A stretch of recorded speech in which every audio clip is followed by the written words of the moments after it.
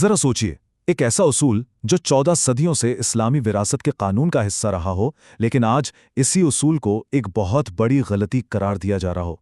आज हम इस्लामी फ़िक़्ह की इसी दिलचस्प और गहरी बहस का जायज़ा लेने वाले हैं। यही वो बुनियादी सवाल है जो इस पूरी बहस को जन्म देता है। क्या ये वाकई मुमकिन है कि एक ऐसा उसूल जो नस्ल दर नस्ल मुंतकिल होता रहा, जिस पर पूरी उम्मत का इजमा रहा, वो दरअसल एक गलत फहमी पर मबनी हो? आइए इस सवाल की गहराई में उतरते हैं। अच्छा, तो इस पेचीदा मौजू को समझने के लिए हम एक सफ़र पर निकलेंगे। हम बात शुरू करेंगे इस 1400 साल पुराने तनाज़े से, फिर देखेंगे कि इसे चैलेंज क्यों किया गया। इसके बाद कुरान, तारीख़ और थोड़े से हिसाब किताब की रोशनी में इसका तज्ज़िया करेंगे, और आखिर में ये समझेंगे कि ये मतन और उसकी तशरीह के बड़े सवाल से कैसे जुड़ता है। तो सबसे पहले आइए इस तसव्वुर को समझते हैं जो इस पूरी बहस के बिल्कुल मरकज़ में है, यानी ऑल। ये आखिर है क्या और इसकी ज़रूरत पड़ती क्यों है? इसे आसान लफ्ज़ों में यूं समझें। फ़र्ज़ करें केक है और उसके दावेदारों के हिस्से मिलकर केक से बड़े हो रहे हैं। तो ऑल का असूल ये कहता है कि हर किसी के हिस्से को मुतनासिब तौर पर, यानी प्रोपोर्शनली, थोड़ा छोटा कर दिया जाए ताकि सब हिस्से मिलकर पूरे केक के बराबर हो जाएं। ये इंसाफ को यकीनी बनाने के लिए एक मुतनासिब कमी का अमल है। अब हम इस इल्मी मार्के के मरकज़ में दाखिल हो रहे हैं। एक तरफ 1400 साल का मजबूत फ़िक़ही इजमा है और दूसरी तरफ एक जदीद नुक्ते नज़र है जो इस पूरी रिवायत पर ही सवाल उठा रहा है। यहाँ दो बिल्कुल मुख्तलिफ नज़रियात आमने सामने हैं। रिवायती इजमा ओल को एक दुरुस्त और ज़रूरी कानूनी हल मानता है, जबकि नया नुक्ता नज़र कहता है कि नहीं, ये तो महज एक इंसानी हिसाब किताब की गलती है। बहस का असल महवर यही है।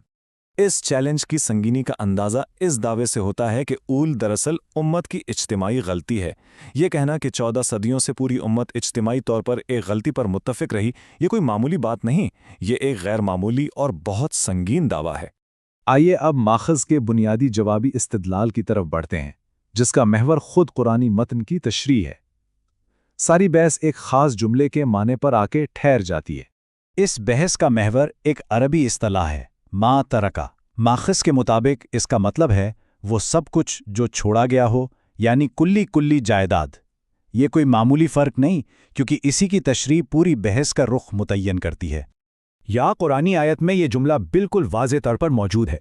माखज़ का इस्तिदलाल इसी मा तरका के लफ्ज़ पर कायम है। इस बात पर जोर दिया जा रहा है कि हिस्सा कुल तरका में से दिया जाएगा, ना कि किसी और को अदायगी के बाद बचे हुए माल से। तो अहम नुक्ता ये है, माखज़ के मुसन्निफ़ का बुनियादी मतनी इस्तिदलाल इस एक सादा मगर अहम फ़र्क पर मबनी है कि विरासत का हिसाब कुल जायदाद से किया जाएगा, ना कि किसी दूसरे वारिस को अदायगी के बाद बच जाने वाली रकम से। मतन के बाद आइए अब तारीख़ का रुख करते हैं। एक वाक़या हमें बताता है कि नबी अकरम सल्लल्लाहु अलैहि वसल्लम के ज़माने में इस असूल पर अमली तौर पर कैसे काम किया जाता था। इस वाक़े का नतीजा बहुत वाज़े है। जब विरासत की आयात नाजिल हुईं तो नबी अकरम सल्लल्लाहु अलैहि वसल्लम ने हुक्म दिया कि कुल जायदाद में से हिस्से दिए जाएं।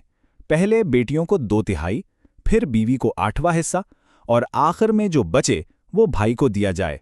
यहाँ तरतीब और बुनियाद कुल जायदाद ही थी। माखज़ इस तारीख़ी मिसाल से ये नतीजा अख़ज़ करता है कि हिस्सों का हिसाब शुरू से ही कुल जायदाद से किया जाता था। इनके मुताबिक ये अमली सबूत मा तरका की उसी तशरीह की तायीद करता है जिसका जिक्र हमने पहले किया। आइए अब ज़रा इसके रियाज़ियाती पहलू की तरफ बढ़ते हैं और देखते हैं कि ऊल का हिसाब अमली तौर पर काम कैसे करता है। हम इसे बिल्कुल सादा मरहलों में तकसीम करके समझेंगे। फ़र्ज़ करें कि एक शख्स का इंतकाल होता है और उसके वारिसों में 2 बेटियां, एक बीवी, वालिद और वालदा हैं। कुरान के मुताबिक इनके मुकर्ररा हिस्से ये हैं। मसला यहीं से शुरू होता है। जब हम इन तमाम हिस्सों को जमा करते हैं तो एक मसला सामने आता है। अगर हम कुल जायदाद को 24 बराबर हिस्सों में तकसीम करें तो इन सब वारिसों को उनके हिस्से देने के लिए हमें 27 हिस्सों की ज़रूरत पड़ेगी, लेकिन हमारे पास तो सिर्फ 24 हैं। यहीं पर ऑल का उसूल काम आता है। ऑल का हल ये है कि कुल जायदाद को 24 के बजाय 27 हिस्सों में तकसीम कर दिया जाए। इससे हर वारिस को अपना मुकर्ररा हिस्सा तो मिल जाता है, लेकिन हर हिस्से का साइज़ थोड़ा सा कम हो जाता है ताकि कुल जायदाद से बात बाहर ना निकले। ये एक मुतनासिब एडजस्टमेंट है। ये जानना भी बहुत अहम है कि इस्लामी विरासत के निज़ाम में सिर्फ कमी यानी औल ही नहीं, बल्कि इजाफे यानी रद्द का भी उसूल मौजूद है। रद्द तब लागू होता है जब हिस्से तकसीम करने के बाद जायदाद बच जाए और उसे वारिसों में मुतनासिब तौर पर वापस बांट दिया जाता है। یہ دکھاتا ہے کہ نظام میں دونوں صورتوں کے لیے لچک رکھی گئی ہے۔ اب ہم اپنے آخری حصے کی طرف بڑھتے ہیں جو وراثت کے نظام کے بنیادی فلسفے کے بارے میں ماخذ کی دلیل پر مرکوز ہے۔ کیا یہ ایک سخت اور بے لچک نظام ہے یا اس میں لچک کی گنجائش موجود ہے؟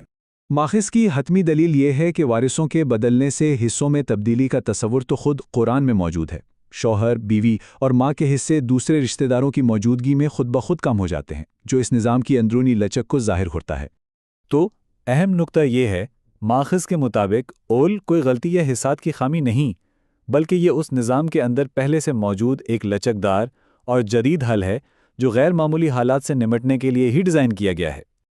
اور آخر میں یہ بحث ہمیں ایک بڑے سوال پر سوچنے کے لیے چھوڑ جاتی ہے۔ ہمیں اپنے بنیادی متون کو کیسے سمجھنا چاہیے؟ کیا ہمیں صدیوں پرانے علمی طریقوں پر بھروسہ کرنا چاہیے یا پھر جدید تجزیاتی طریقوں سے ان کی نئی تشریح کرنی چاہیے؟ اس کا جواب ہی مستقبل کا تعین کرے گا۔